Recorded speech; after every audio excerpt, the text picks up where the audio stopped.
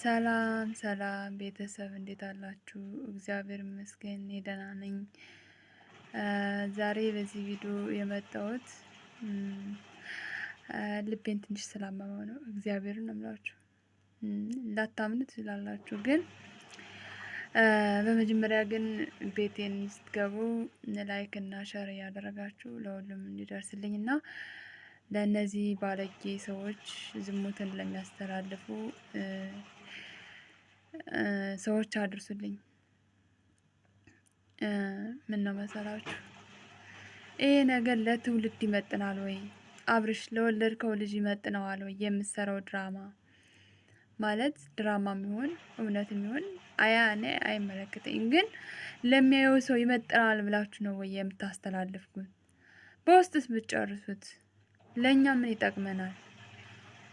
እኔ በራሴ ላይ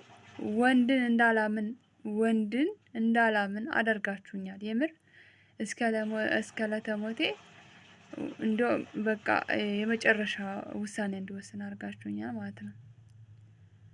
ኦኬ፣ እንደዚህ ስትላጣጥፍብህ እንኳን ሚስት ናትና እኔ እየተቃጠልኩ ነው። እንኳን ሩታዬ ናትና እኔ እየተናደርኩ ነው። የምር ነው የምላችሁ። እንደዚህ ስትለጣጥፍብህ አንተ ወንድ አይደለ? ቆፍጠና አትልም እንዴ? ወንድ አይደለ የወለደህ? ማለቴ ሴት ናት የወለደች፣ ግን በወንድ ስም አይደል የምትጠራው? ምን ነው እንደዚህ ተለፋጠጥክብን? ሴታ ሴት ሆንክብን እኮ።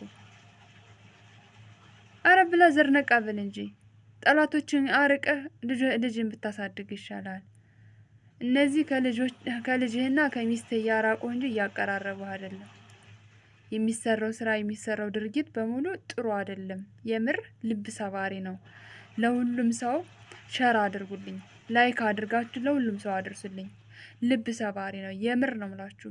እኔ በዚህ ቪዲዮ ሰርች አላቅም፣ ግን እንደ ኦዲየንስ ይሄን ሀሳብ ልስጥ ብዬ ነው። የምር ነው ምላችሁ። እኔ ልቤ ተሰብሯል። እኔ ምንም አይጥምም፣ ምንም ደስ አይልም። የምታስተላልፉት ዝሙትነት ነው፣ ርካሽነት ነው።